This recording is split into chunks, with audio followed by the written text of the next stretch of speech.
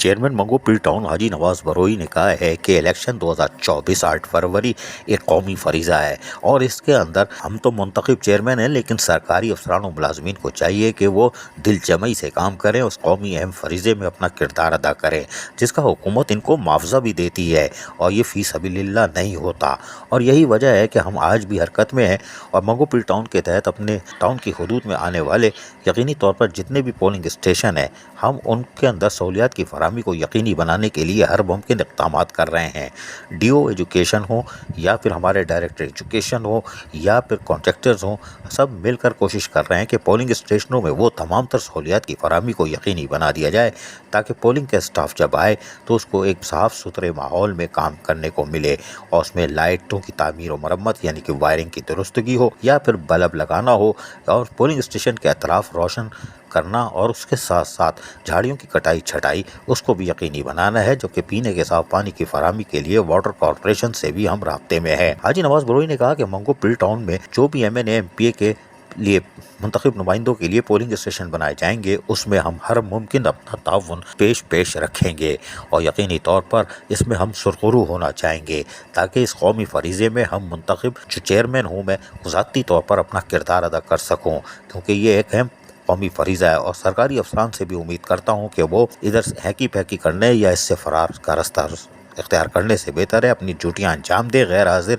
सरकारी मुलाजिम जो कि मंगो पीर टाउन से ताल्लुक़ अगर रखते होंगे तो उनके खिलाफ सख्त से सख्त कार्रवाई भी अमल में लाई जाएगी। हम पोलिंग स्टेशनों में तमाम तर सहूलियात की फराहमी को यकीनी बनाएंगे। इस हवाले से चेयरमैन मंगो पीर टाउन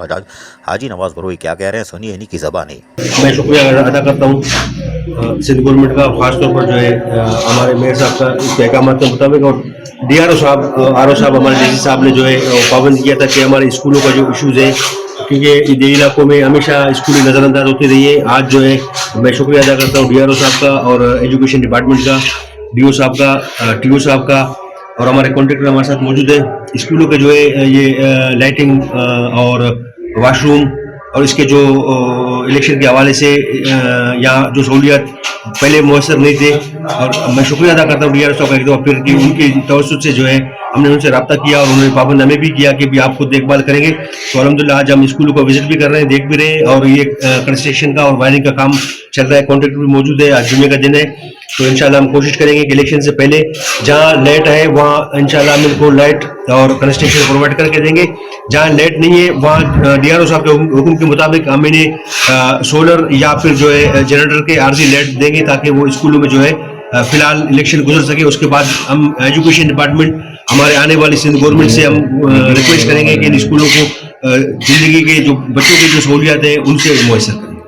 चेयरमैन मंगो पीर टाउन हाजी नवाज बरोई कोई भी ओकेजन हो, चाहे इज्तिमा का मसला हो या बारिश हो या कोई भी हो, और अब पोलिंग इलेक्शन 2024 8 फरवरी जो कि इंतहाई अहम कौमी फरीज़ा है उसमें भी अपना किरदार अदा करते हुए दिखाई दे रहे हैं और यकीनी तौर पर ये करना भी चाहिए। अजीज़ आरिफ, KBS बल्दियाती न्यूज़ कराची। ऐसी ही खूबसूरत वीडियोस फ्यूचर में हासिल करने के लिए रेड बटन पर क्लिक करके और बेल आइकॉन को प्रेस करके हम सबके सब्सक्राइबर बनना मत भूलिए।